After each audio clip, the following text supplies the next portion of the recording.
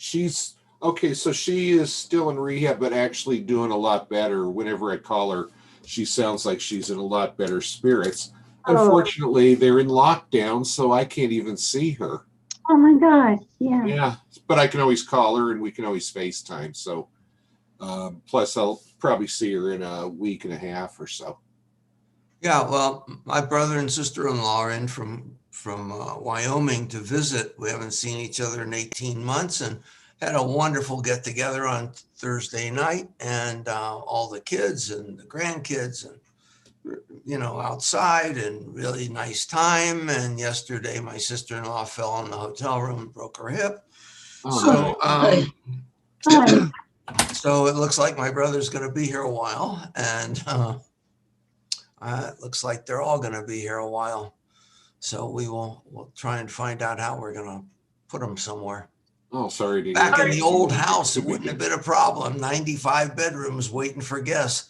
But here it's a little bit tough. So we'll see what happens. Sorry for that. Anyway, let's see. Is Christina here? Christina's not here. So Christina and Les share a birthday tomorrow. Christina's going to be 29 and Les is going to be at least 45, as I recall. We went to high school together, so you got to be at least a year younger than I am, maybe 45, 46. I'm almost the reverse of Christina. I don't see Christina, but she might pop in for a second or two. Only person I see is Rabbi. And happy birthday, Les. Thank you, Rick. Yeah. What, Rita? You get the sound. Okay. What? Rita, what? There may have been one of those things that. Oh. Yeah. Oh, okay. Oh, it's just too low, I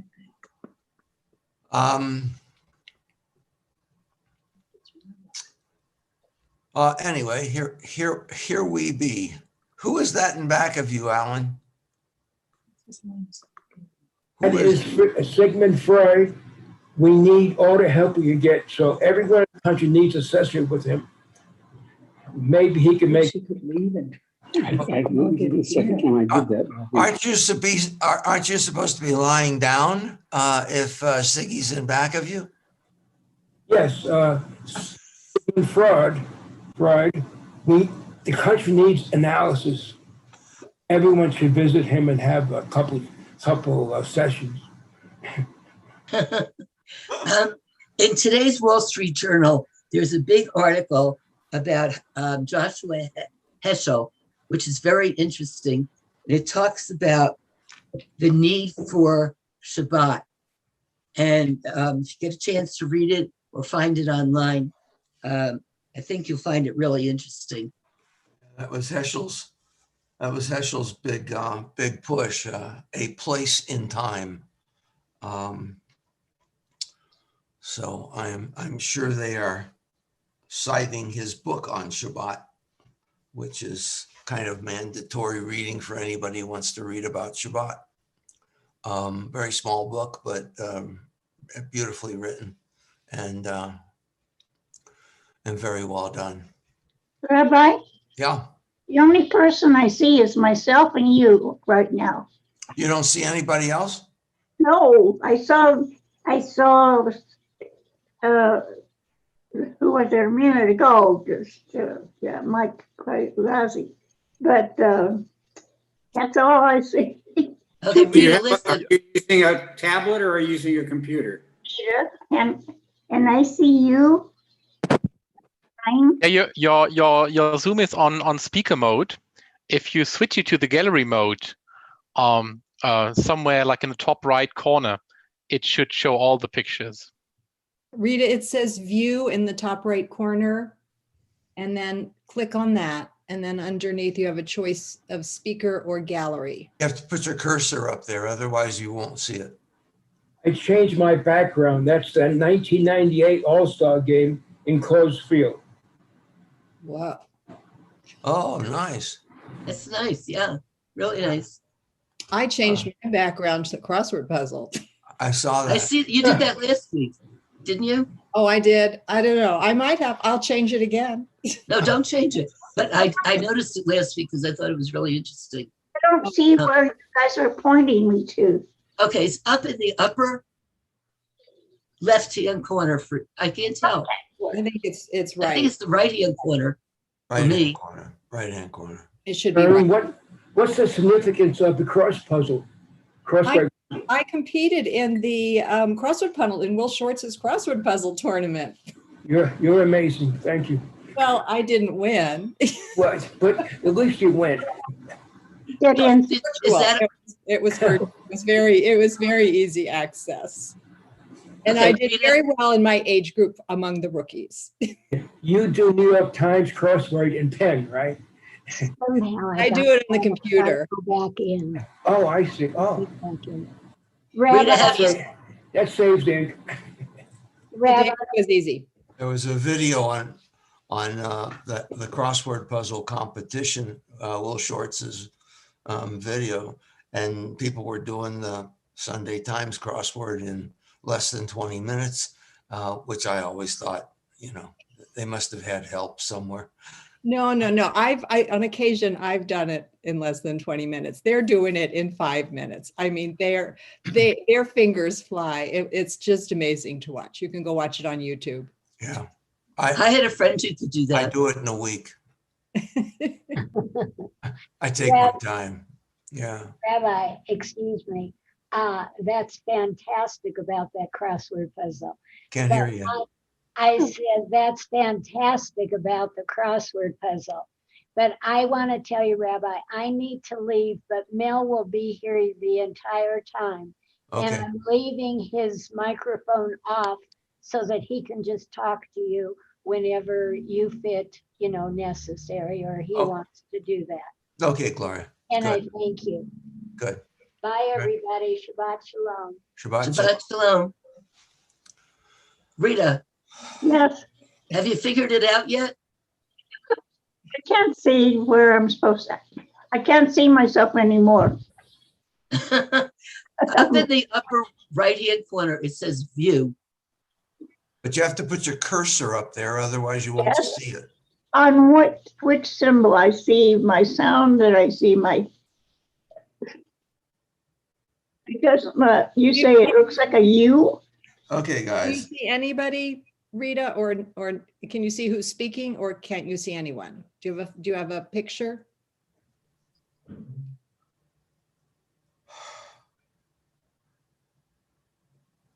I don't know. Now I've lost everything. You might want to log out and just try coming on I again. think that's what I'll do. Okay, bye-bye. See you in a minute. Okay, bye. Maybe Jews should do Star of David crossword puzzles as opposed to crossword. Oh, This one had my name in it. It had my name. I liked it. okay. Let's see. Today we have a chapter 19, verse 15 of Deuteronomy to deal with, and the subject is witnesses and witnessing, and the Talmud is like obsessed with this topic. It goes on and on forever and ever, and it's complicated. The Bible is not complicated. It's sort of simple. One witness, two witnesses is over and out. But the whole concept of witnessing during the time of the Sanhedrin, not during the time of the Sanhedrin, all of that is takes up a great deal of space in the Talmud. But since we're only dealing with the Bible, I'll try and summarize some of the Talmudic thoughts along with the biblical thoughts and see where it goes. And I am far from a Talmudic expert, mainly because I just choose not to be. But the biblical verse is simple enough. It says, Lo yakum Eid echad be'ish l'chol avon u'l'chol chatat b'chol chet. It should be chet. It is chet. Asher yecheteh al pi shnei edim o al pi shlosha edim yakum davar. So one witness can't testify or isn't sufficient to testify against the sins or wrongdoings of a person, regardless of what his sin might be. But by the word of two witnesses or even three witnesses, a matter is established. What was the translation? A single witness invalidated against the person, any guilt or blame for it. Okay, well, that's essentially what it says. So one witness isn't sufficient. Now, that's not really true, because that is only true in the case of a felony, a capital crime of some sort, an avon or a chet, a sin or a gross wrongdoing, but not in the case of a misdemeanor, where one witness is still not sufficient, but one witness can force a defendant to swear to his innocence, to take an oath as to his innocence, which in some instances can then be examined by the court and found to be wanting. So it gets to be rather complicated. So essentially what the Talmud says is that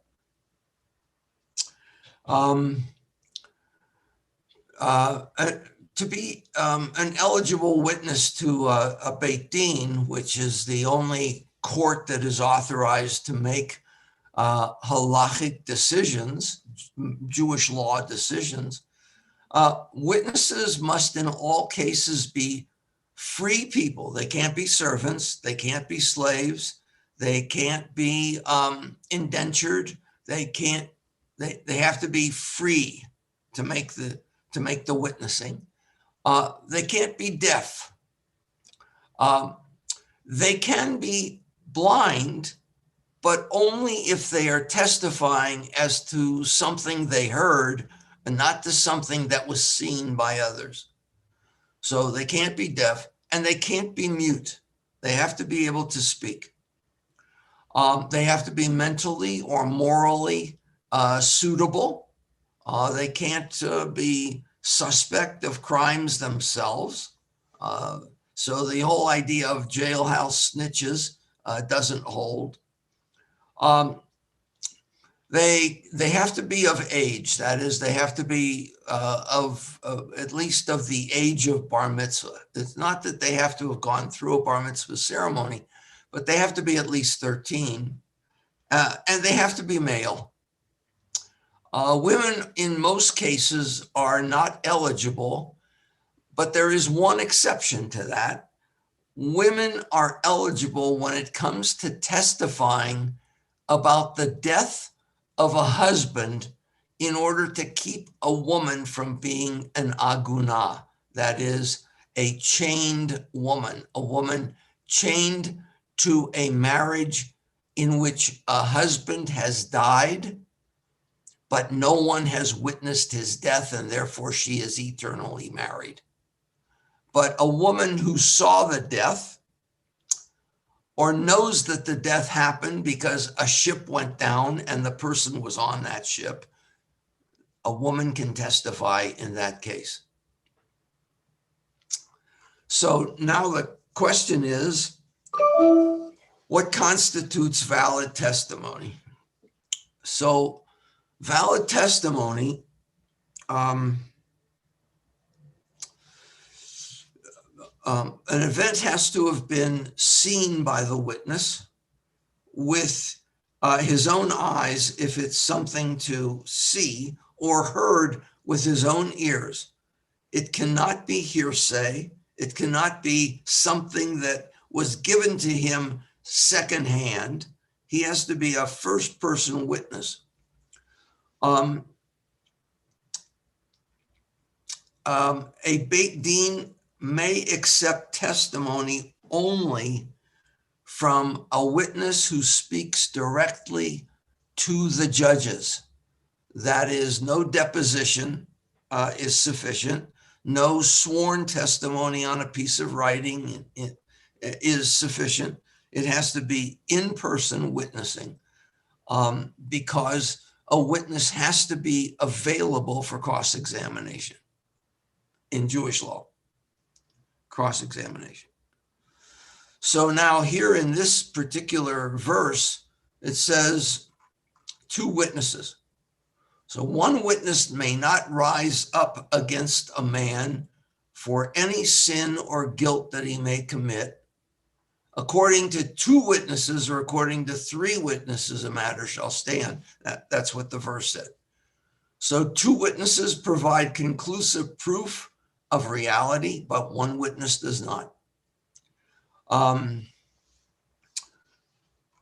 Now, in monetary laws, that is, in laws in which you're suing for money as opposed to you're suing for a capital offense, a felony, a felonious offense, 2 witnesses may absolutely require someone to pay a debt or may absolve them from a debt. In capital cases, 2 witnesses may testify that a person has committed a crime punishable by death penalty in Jewish law, and the Sanhedrin may execute the person on their word.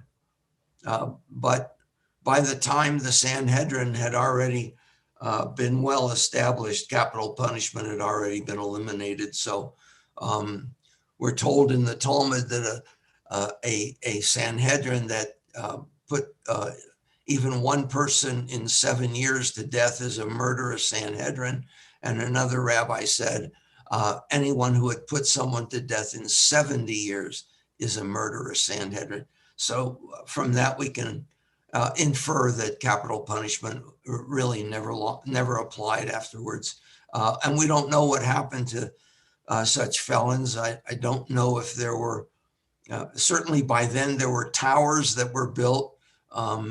Jerusalem already had towers in the days of the Romans, so it's possible that they had places to lock prisoners up and keep them. And the New Testament seems to talk about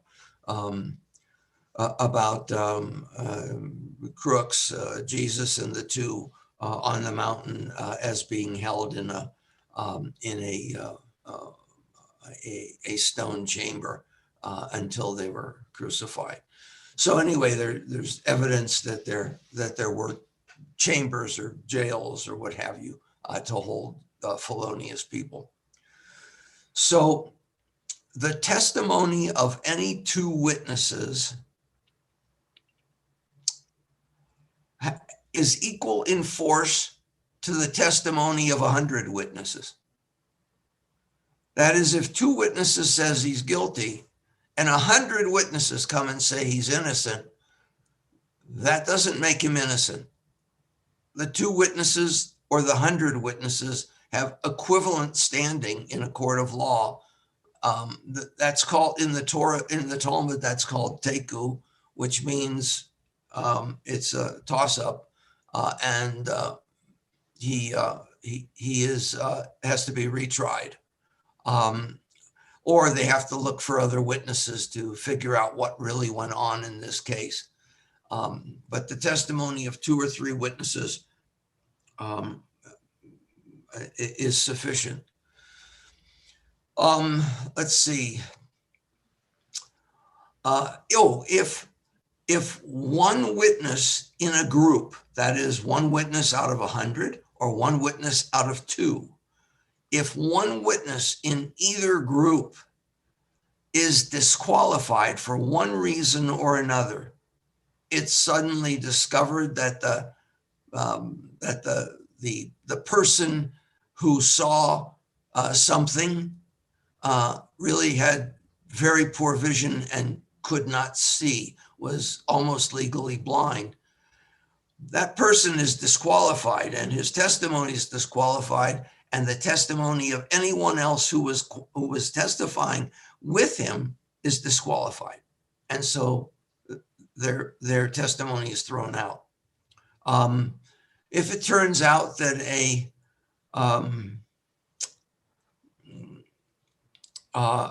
person lied, one of the witnesses lied, then all testimony by that group of witnesses is thrown out. I was talking about monetary. In cases of monetary, where money is involved and not felony is involved, the examination of the witnesses is not quite as stringent, so that if there is some sort of little diversity in their testimony, it's overlooked. The Talmud gives an example. It says, if one person comes and says, X owed Y 100 shekels, and the other comes and testifies and said, X owed Y 200 shekels, the judges can then say, X owed Y at least 100 shekels. On that, they both agree. And based on that testimony, the judges can award 100 shekels in damages. If one witness came and said, I saw the transaction in which X borrowed 100 shekels on Monday, and another witness comes and says, I saw X borrow 100 shekels from Y on Thursday, then the judges can say it is irrelevant whether it was Monday or Thursday. The issue is that X borrowed Y from Y 100 shekels and owes him 100 shekels. That would not stand in a case of felony. That testimony would be thrown out because they did not agree in every facet of their witnessing or testifying. Let's see. Minor inconsistencies cause all testimony to be thrown out. What else?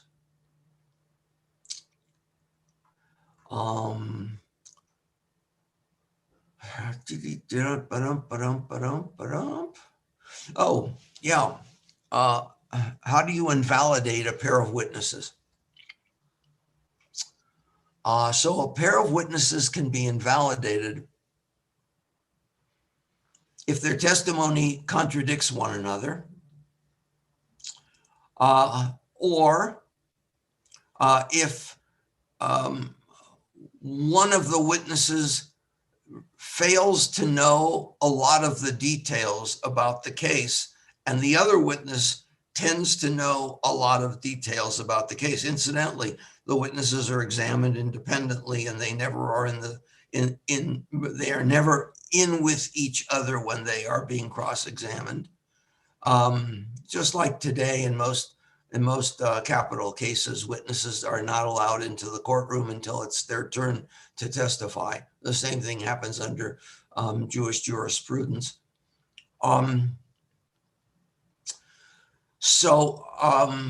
Let's see. If one of the witnesses is a blood relative to the case, to the defendant, or is a blood relative of the judge or any of the judges, then he is not qualified to witness. So if you're going to commit a crime, then do it in front of witnesses who are going to be related to you or related to the judge. Any witness who is established by other witnesses as a liar or as a robber or as any other kind of a miscreant is invalidated. His testimony is thrown out. There's a general rule that if one person among a group of witnesses is so disqualified that puts all the other witnesses at risk, they're all disqualified. I think that's essentially it. Rabbi, is it the judges that would then decide on the validity of the testimony? I probably should behave better, but suppose the witnesses were, say, Josh Hawley and Matt Gates. Is that sufficient? I guess if they testified real quickly before they were put in jail, I guess they'd be okay. But after they are subpoenaed, I think they're suspect. So we'll have to wait and see whether we would accept their testimony, and maybe the court in the Talmud would delay that trial until that happened. We'll see. Oh yes, who else is not? Who else may? This is great. Who else may not testify under any circumstances? A gambler who gambles with dice. A chaser of doves. So there were, what does it mean to be a chaser of doves? There were people who used to train doves or train birds to steal things, to filch things, and they'd send them out to pick up pieces of jewelry or to pick up pieces of food or what have you, and bring them back to the person who trained them. There are people who gambled on doves, which dove was faster, which dove could go the furthest and come back the fastest. And they would set up token booths where a dove would fly to a certain booth and be given a coin or be given something that signified that booth, and then would come back to the owner, and that would show how far he had gone and how fast he had come back. So anyone who was a chaser of doves or a bettor on doves was invalidated as a witness. A lender who collects interest, not a lender who collected debt, but a lender who collected interest from people who had borrowed money. He could not testify.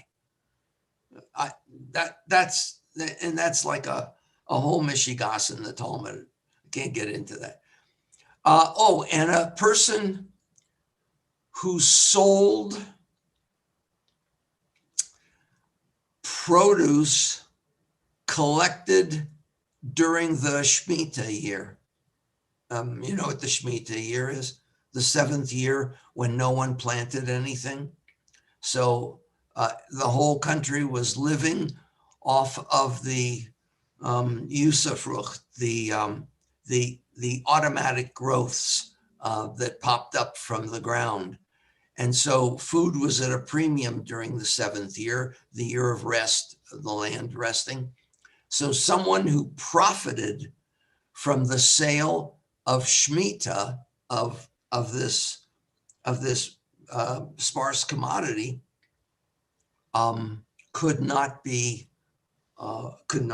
a witness, could not serve as a witness. And then another rabbi comes along and he says, anyone who eats in the streets, that is someone who munches along in public. From this, we learn there were no fairs in ancient times. There was no Ferris wheel, no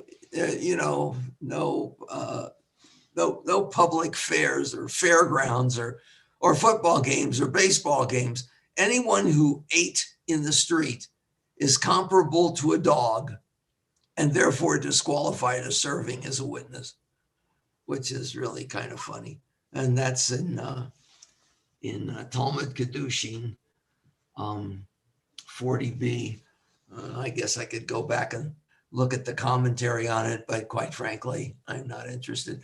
Anybody else who wants to, please do so and let me know what the commentaries say about eating in the street. I have a question about Isha Aguna. Yeah. I really have two questions. First, if there are no witnesses of the death of a husband, how long she stay in the status of Isha Aguna Forever. before she can get remarried? Forever. She can't. She cannot remarry? Nope. Oh, wow. And that's why it's a terrible thing. It's a terrible law. I mean, in English law, they have the Edict Arden law, 7 years, and you can remarry. We just watched this dumbest movie I ever saw in my life last night with Cary Grant and somebody about a woman who is on a deserted island with another person for 7 years. And so Cary Grant remarries only to find out that his wife has been rescued and is back in the city again. Only she doesn't recognize, I mean, her children don't know her because they're 7 and or 8 and 9 and 10, whatever it is.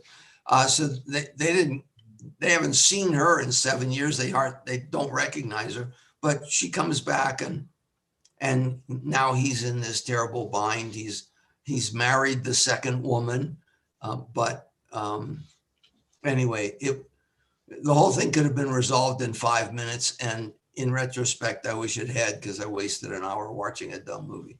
Anyway, so yeah, an aguna can never remarry.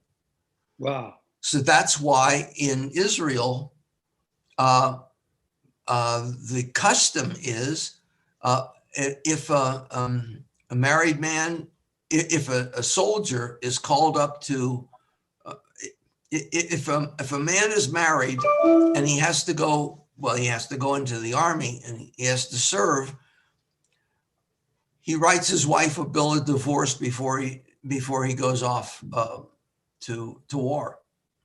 Or as soon as he's drafted in the army, he writes a bill of divorce. Or as soon as he gets married, he writes a bill of divorce, so that in case he's missing an action for a long period of time, she can execute the bill of divorce and be free. Because otherwise, she could be a 20, 22, 24-year-old woman and never be able to marry again. So in this case, is the brother supposed to give her chalitza? No. I shouldn't. Yes. But not if he's missing, because he might still be alive. But if he is, and not if she divorces. So it's only if he dies. Then she is free, and then there's chalitza. Okay. Right. I love trick questions on Saturday morning. Okay, let's see. Oh yeah. So here's the deal. Nothing is forever. So a gambler, a chaser of doves, a collector of interest, and a seller who sells Shemitah produce can be requalified to testify if they do the following. The gambler with dice can be reinstated if he destroys his dice and completely reverses himself so that he will never again play with dice, even for no money. Never play with dice again. Yeah.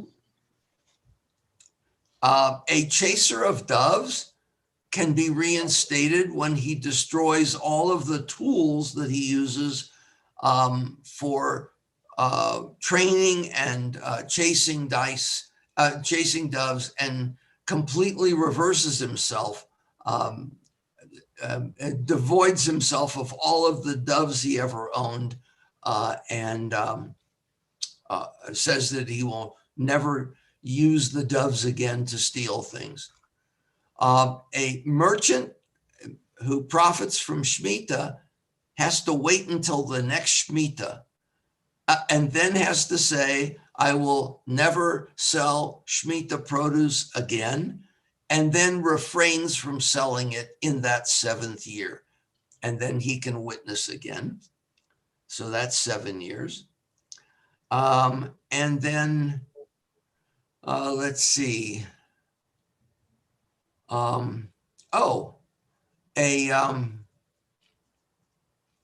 also has to do one other thing. He also has to tell the court how much he profited from the sale of Shemitah. He also has to say something like, I, Chaim Yankel, profited 200 zuz from the sale of Shemitah in the last sabbatical year, and I hereby donate 200 shekels to charity, to the poor, to the hot dishes for the poor in our city. And then he's exonerated. And if anyone wants to read about all this, you can go to the, I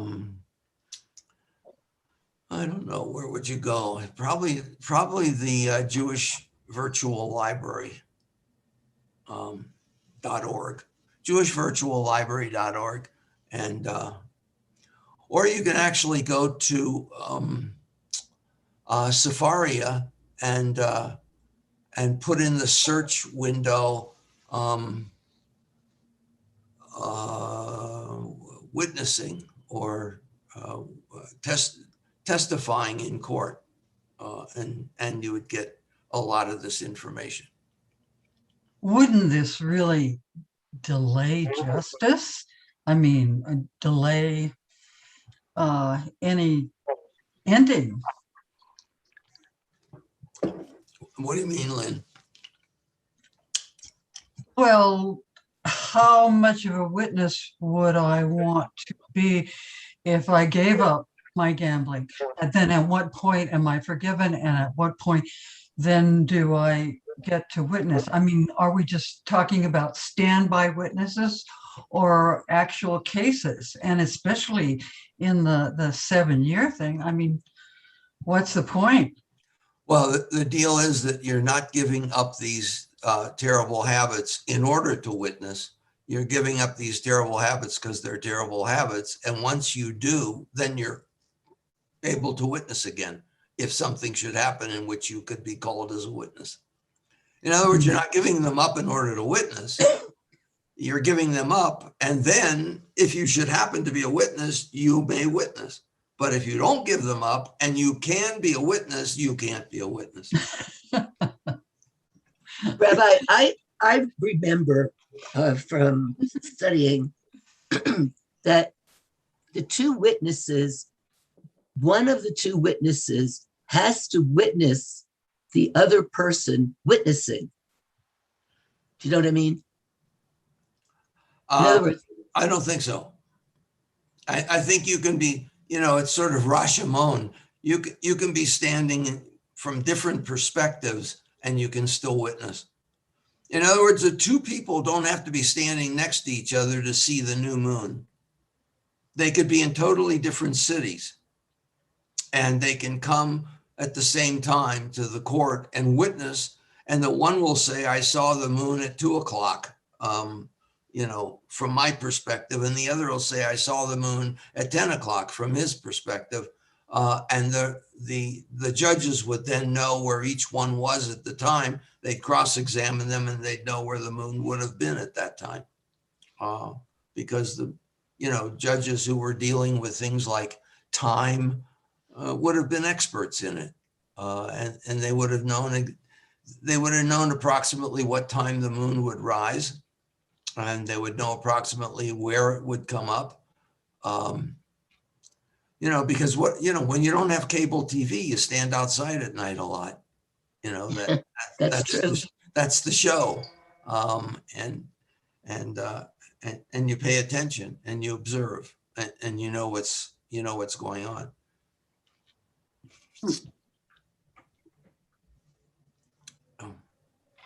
So, ideally, two people are standing in the same place when they witness. Now, actually, it's even more complicated than that. Say two witnesses see a person kill another person. They actually, if they are close enough at the time, they actually have to have said to the person, do not do that, because we are witnesses that you are doing it. And we will testify against you if you do it. And then if he does it, they are witnesses against him. But if they could have warned him and didn't warn him, their testimony is suspect. Not that it's thrown out or invalidated, but it's suspect. And a defense attorney might use that against them. Why didn't you tell him? Right. And that's what's happening in the Floyd George case right now.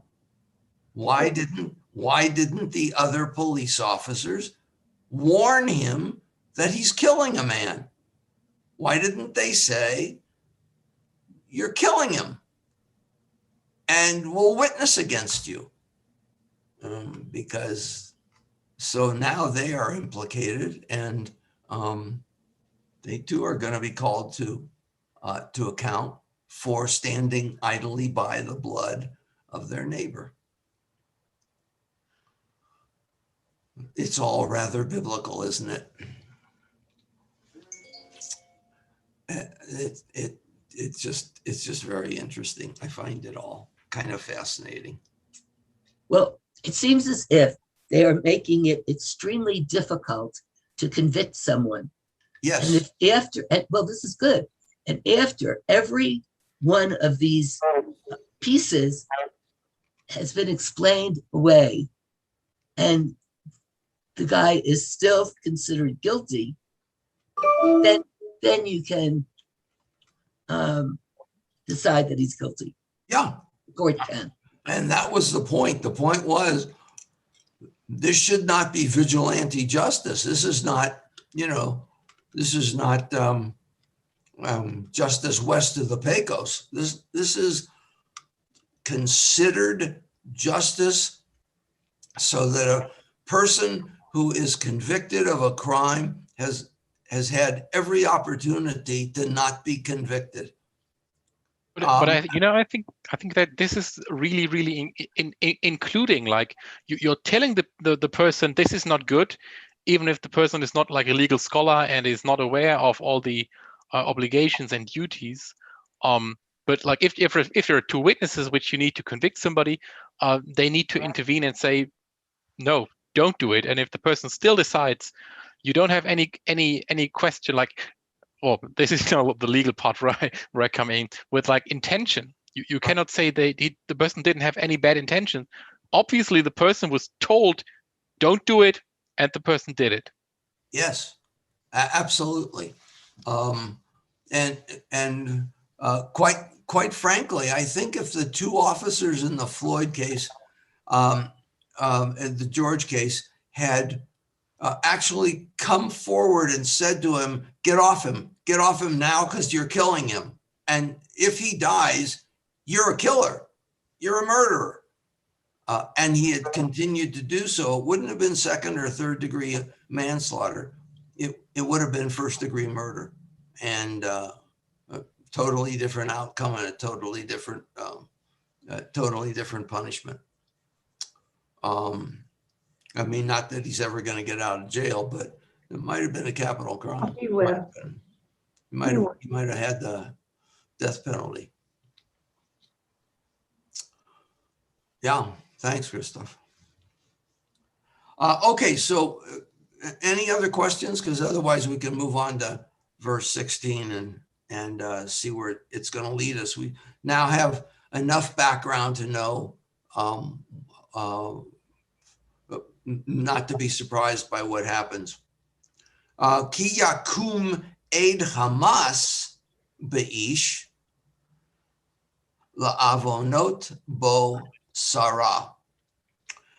If a person, that's only part of a sentence. If a person should rise up or come to testify as a false witness or a malicious witness, Hamas is the same word as the rulers in the Gaza Strip. It means violent or malicious or evil or bad. I mean, Hamas is that kind of a word. And we didn't give it to the people of Gaza. They took it on as their own. So one should be warned from that. If a witness comes up as an evil witness, and he testifies maliciously gives false testimony against another person, v'amdu shnei ha'anashim asher lahem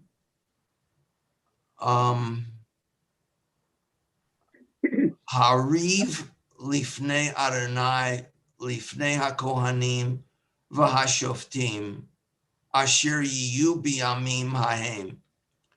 The two parties to the dispute shall appear before God, the priests, the judges, who are in authority at the time. This is like 3 run-on sentences. V'dirshu hashoftim heitev, and the judges shall act wisely, which means they should investigate the matter thoroughly. V'hine eid sheker, and behold, they determine that the witness was a liar. V'ha'ed sheker ana be'ahiv, and the false witness, the lying witness, the eid Hamas, the malicious witness, has testified falsely against his achiv, his brother, his fellow man. Now what's going to happen? Boy, this is 4 run-on sentences, and maybe we get to the answer in verse 19 as to what happens. Va'asitem lo, and they shall do to him ka'asher zaman, just as he had intended, la'asot la'achiv, to do to his brother, his fellow person. Uva'arta haram mikirbecha, and in that way you have burned away the evil in your midst. So the deal is, if a person comes to testify falsely on purpose against another person, in other words, he's taking he hates this person, he's taking some sort of vengeance out on him for whatever reason, and he comes and he testifies falsely, and the judges then he testifies in front of God, which means he swore an oath to be truthful. He testifies in front of the priests. I have no idea what that means. And he testifies in front of the judges. And the judges cross-examine him, and they find out that his testimony is a lie. Then whatever he intended for the person on trial, that will be his punishment. If this was a capital case in which the person could be guilty of murder, and this person came and testified falsely, saying that he should be put to death for murder, and he lied during his testimony, then he is put to death for his testimony. If it's a jail sentence or some other kind of punishment, monetary punishment, then he has to pay the fee, or he has to serve the time for whatever he intended falsely against the other person. That's pretty interesting, because that's kind of a warning to witnesses that witnessing is not something to be taken lightly. There is risk in witnessing, and therefore you have to know what you're talking about when you get on the witness stand. Has anybody had an experience of being called to the witness stand in a trial? Really? Anybody? Nobody? Really? You never witnessed? Yeah, there are people. Gene. Well, yeah, as an expert. I was called to court once where they still use the Bible in Philadelphia. Yeah. And I said, is it okay if I use my own? Because I knew the county used the New Testament. Right. And the judge looked, said, can I see it for a second? She said, oh, that's a good book. Thank you. And she let me swear on it. Right. It wasn't Catcher in the Rye, right? No, it wasn't Catcher in the Rye. It wasn't Thoreau, but it was because someone else, a friend of mine who had also been on the court said, if you go to court, they give you a New Testament. You got to put your hand on it. This was in the 80s. I said, can you bring yours out? I don't know, try it. So when the bailiff gave me, I said, do you mind if I use my own Bible? And Judge, could I see it? She said, okay, that's fine. That's pretty fun. When did you testify, Gene? Well, several times.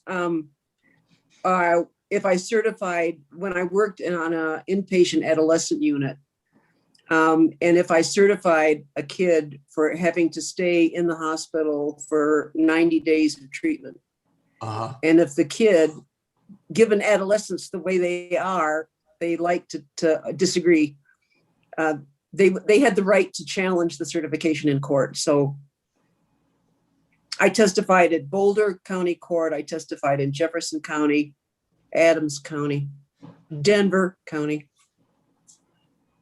Yeah, I had to testify a couple of times, and it's not a pleasant experience, quite frankly. I had to testify as to the essential veracity of a professional person, and the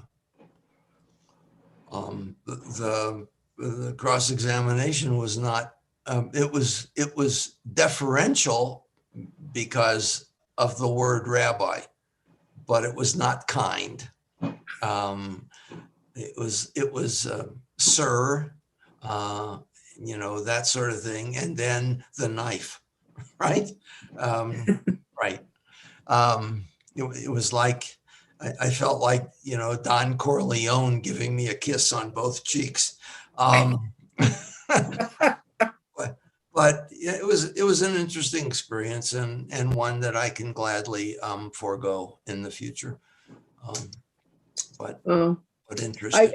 At one point, on one occasion, I had to testify in court because the social services, Department of Social Services, did not like where we decided to discharge a kid. And so I had to come and testify as to the reasoning for the discharge to that place. And it happened to be on Halloween. It was in Adams County, and it was on Halloween, and everybody in the court, the judge, not the judge, but everybody in the court was in a Halloween costume. You're kidding. And the attorney for us, our attorney didn't show up. So the social services attorney was questioning me, and I didn't have an attorney to represent me. The social services attorney was questioning me, and she was dressed as a witch. and she asked me a question, and I said to her, that's an inappropriate question for you to ask me. And the judge, all of a sudden to my right, the judge said, sustained. And I thought, oh my God, he decided I was representing myself. Rabbi, all of the discussion at this point has been to material witnesses, people who have actually seen, but I've had the opportunity to be an expert witness. Is there such a thing as an expert witness in the Bible? No, but there is such a thing as someone who, it's not called witnessing, it's actually called testifying, but not as a witness. And someone who offers testimony, a woman can offer testimony in a court of law. That is, she can say, you know, this was not a good piece of fabric because I make fabric all the time. I knit all the time, and this is not well knitted. I mean, if that's, you should pardon the expression, if that's material to the case. And I guess one could say that there would be expert witnesses. So yeah, but that's not expert testimony. That's not witnessing. No. And expert testimony probably would hold some validity, but probably wouldn't be sufficient to convict. Yeah. Whereas in, you know, American jurisprudence, expert testimony is pretty solid. Rabbi? I mean, the case in point being my cousin Vinny. Right.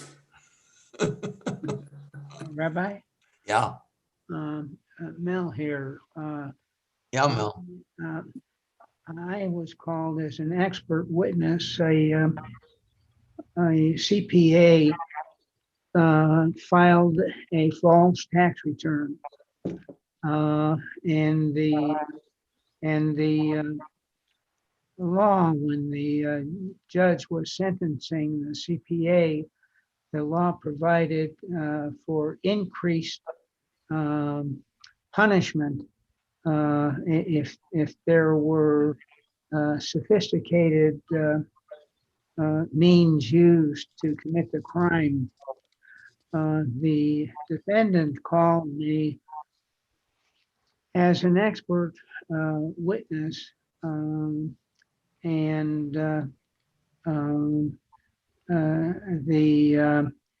the opposing attorneys, of course, were from Washington. They were from the Department of Justice, and cross-examination was not very intense, but basically my testimony was not really factual. It was more as to whether or not the mere fact that this individual was a certified accountant in itself, because he was certified, that was a sophisticated means for the crime, and therefore his imprisonment should be magnified. Wow. The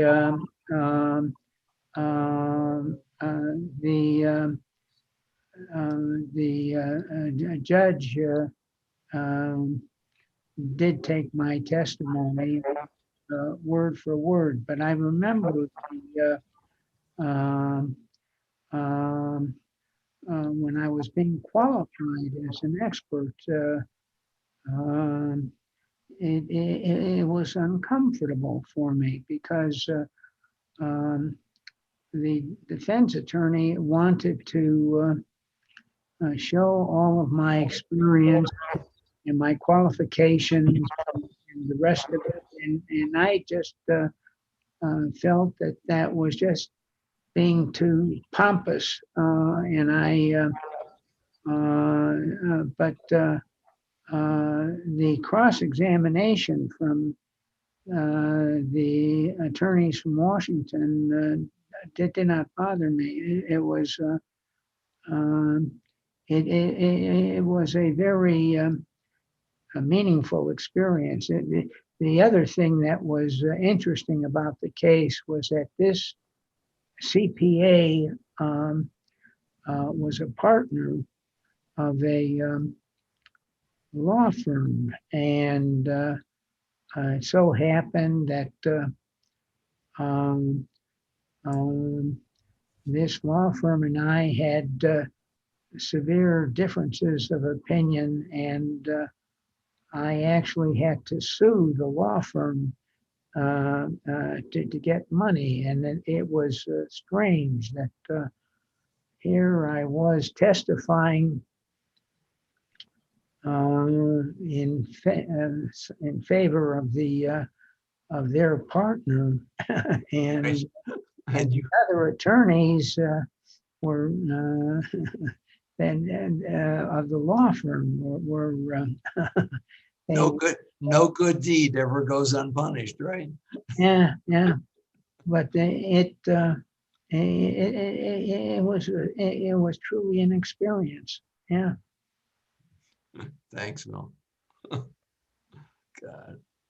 Yeah, as they say, save me from witnessing. But anyway, you can see that in biblical law and Talmudic law, you do not testify without some sense of concern that you could somehow or another be found. This is not like I made a mistake in testifying. That's not going to get you into trouble. But I actually said something that was untrue on purpose. That could get you in trouble. So there we are. Anyway, the end of this is verse 20,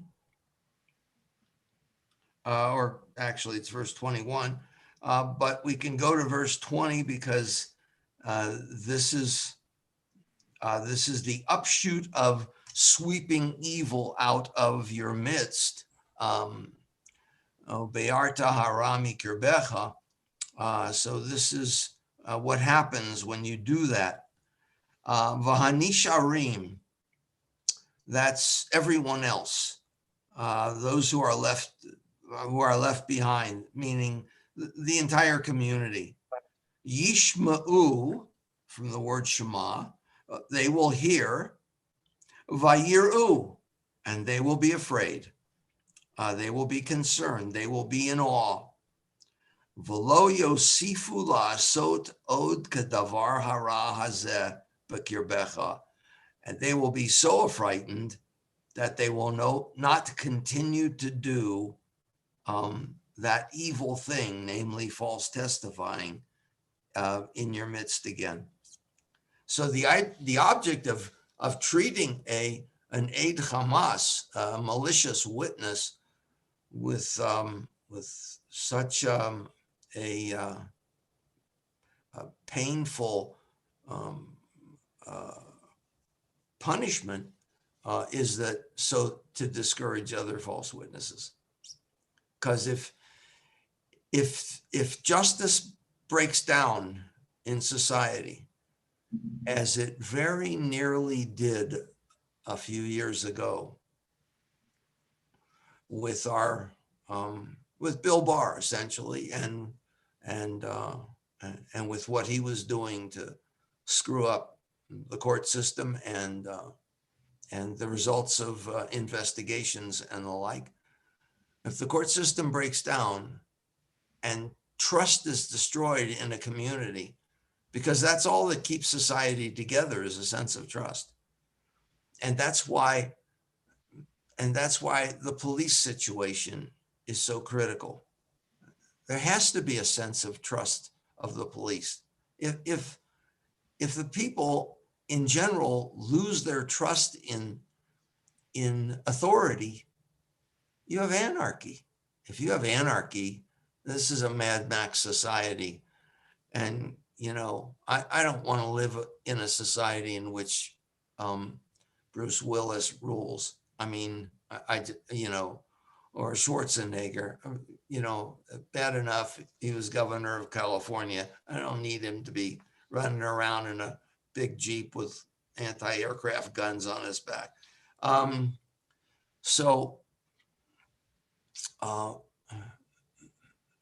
A great society is one in which the people respect and admire those in authority, from the president on down. Certainly representative in a representative government, certainly representatives in state governments, certainly mayors and governors and people with any sense of authority. If you don't trust them, society can't stand, which is why don't swear falsely in a court of law and don't swear by my name falsely are two of the 10 commandments. I mean, we're not talking about just one of the 10 commandments talking about falseness. We're talking about two of them.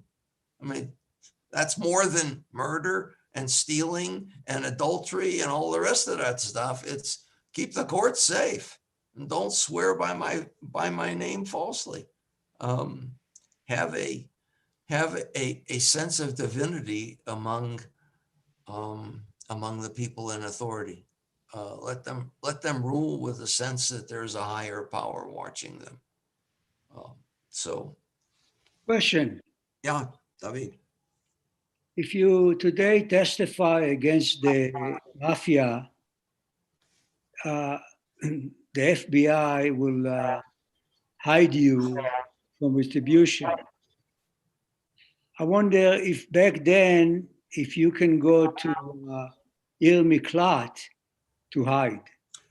Well, it's very possible that the Ir Miklat, the city of refuge, was sort of witness protection. I mean, I have a feeling that was to get you away from the vengeance motive.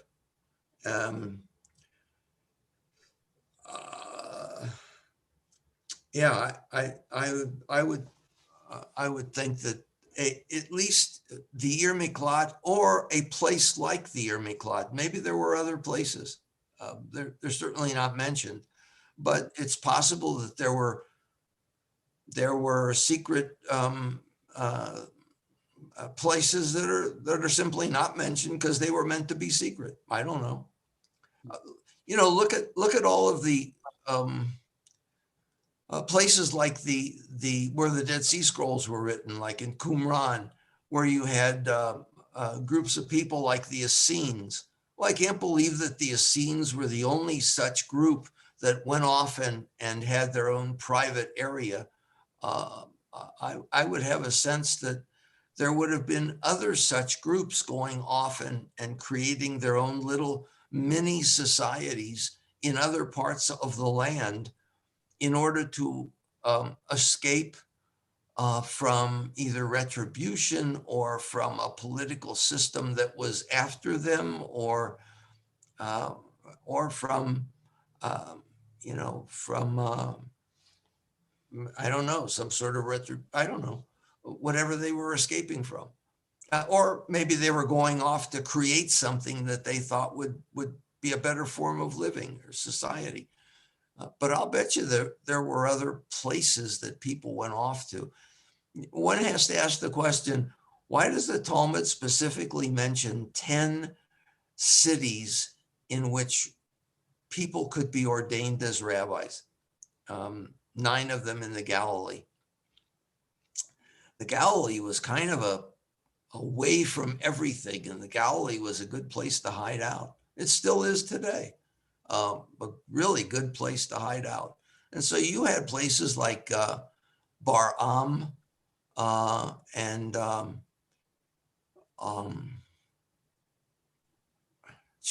can't remember, Tzipori, and maybe even Tzfat in earlier times before it became a big city. Tiberias was one of those places. So you had like a dozen places in the Galilee where people could be ordained as rabbis, which meant that there must have been study sessions there, which meant that there were people who were hiding from authority, namely the Romans, but maybe even from other kinds of authority. And so, is one of them was Shimon ben Yochai? yeah, Maron. If Yeah, you like to have Maron? yeah, Maron was one of them. Yeah, yeah, and there's another place right near Maron whose name evades me for some reason. But that was also a kind of an ordaining city, and they found a burial spot there in a cave, and there were ossuaries in the cave. Why can't I think of the name? I think it starts with a shin. I can't think of it. In fact, I think that the picture of this place and the tomb is on the back of an old 5 lira note. Gee. Okay, I'll wake up screaming in the middle of the night, but that's okay.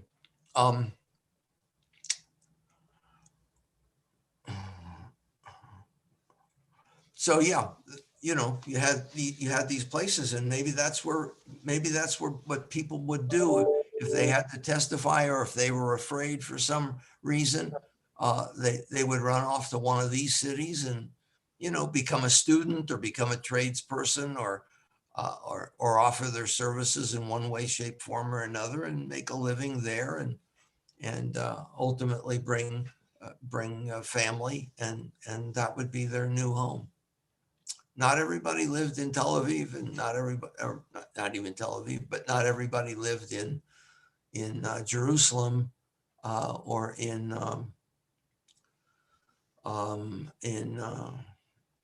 Haifa.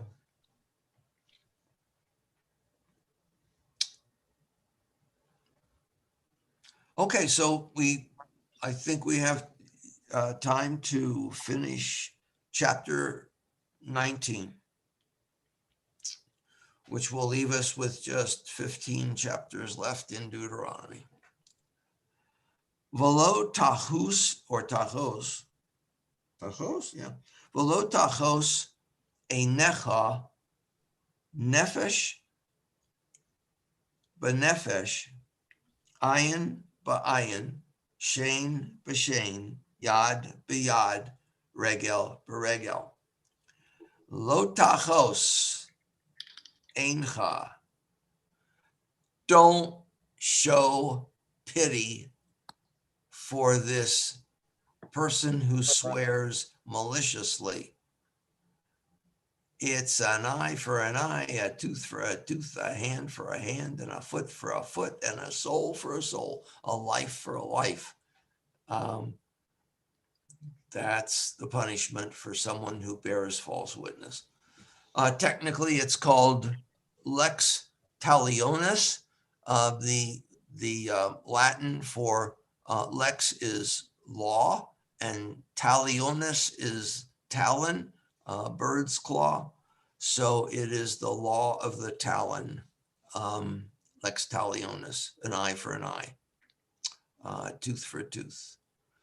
And of course, the Talmud, in one of its rare moments of great humor, says, in the name of one of the rabbis, if in fact we abide by the law of lex talionis, an eye for an eye, a tooth for a tooth, the whole country will be blind and toothless. Yeah. So I'm not sure that that lex talionis really was ever carried out. I think it was just the threat, because what else are you going to threaten with? And as such, it served its purpose. It's kind of cute. It is strange, Rabbi. Shakespeare in The Merchant of Venice, Right. with seeking the pound of flesh, and the Jewish merchant, and the thought that the Jews were so much in favor of the pound of flesh, lex talionis. It was part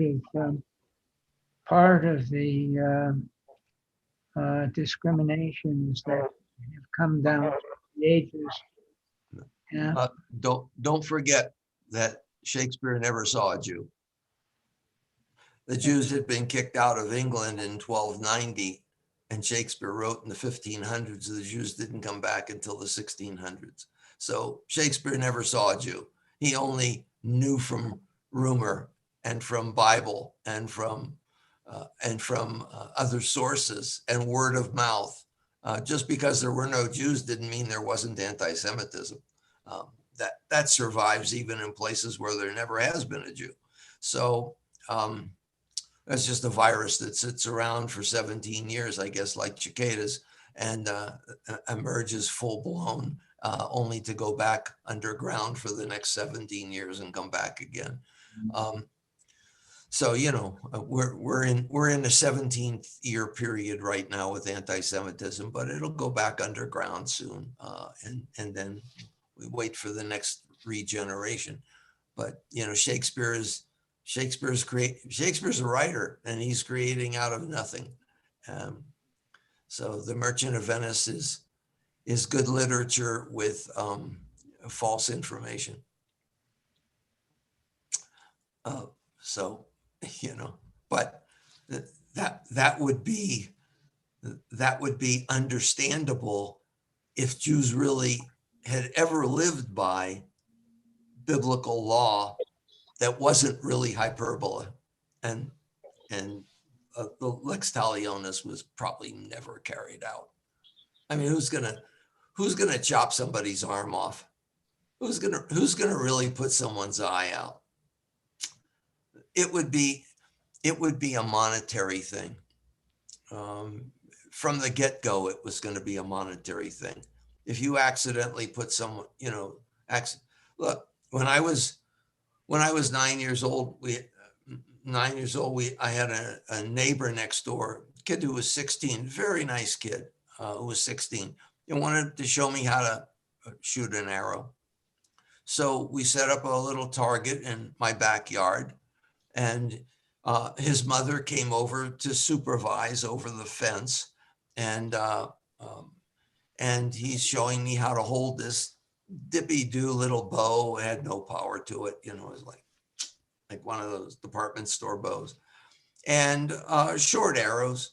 And you know, he's saying, now you hold it here and you pull it back and you go like that. I said, okay, well, show me how you shoot it. So he shot 3 or 4 arrows. I said, okay, I'll go get them. So I go to get the arrows, and he's loading another one on his bow. And as I turn around, an arrow goes like that, right? Half an inch higher, I'm blind, right? So, so I said, I assume that that's not what you do. I mean, you know, you get to be a 9-year-old wise guy. And he was mortified, and his mother was terrorized. I mean, she was like, oh! And she came running around the yard, and she was in our backyard in about a second, you know, and what happened? And I didn't have a mark on my face, but you know, either the tip of the arrow or the feather went by and got me. And she gave him a big lecture on how you got to be much more careful, and nobody should ever have an arrow in their hand or a bow in their hand when somebody else is going to get the arrow. big lecture. And he taught me how to shoot a bow. I mean, how to shoot an arrow. So we went on and we did it. And I shot arrows. So, you know, big deal. But I've thought of that many times. What if Bobby had put my eye out, do I get to put his eye out? I don't think so, but I would imagine his parents would have paid for the hospital and all that stuff. And but he was a really sweet kid. I really liked him. He was very, very, very nice. He was a very nice kid.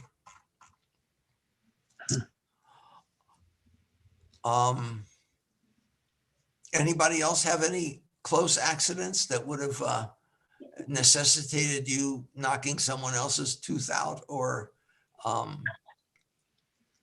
yeah, and then the question is, what happens when your mother pulls your tooth when you're like 5 years old? Is it really a tooth for a tooth? Or, and what about the dentist pulling your teeth? Is it really tooth for a tooth? No dentist should have a tooth in their mouth. And what about someone pulling your finger? Exactly. So, yeah. So I guess a dentist is the only one who not only gets to pull a tooth without having to pay for a tooth, but he also gets paid for the process of pulling it. So he gets the gold too.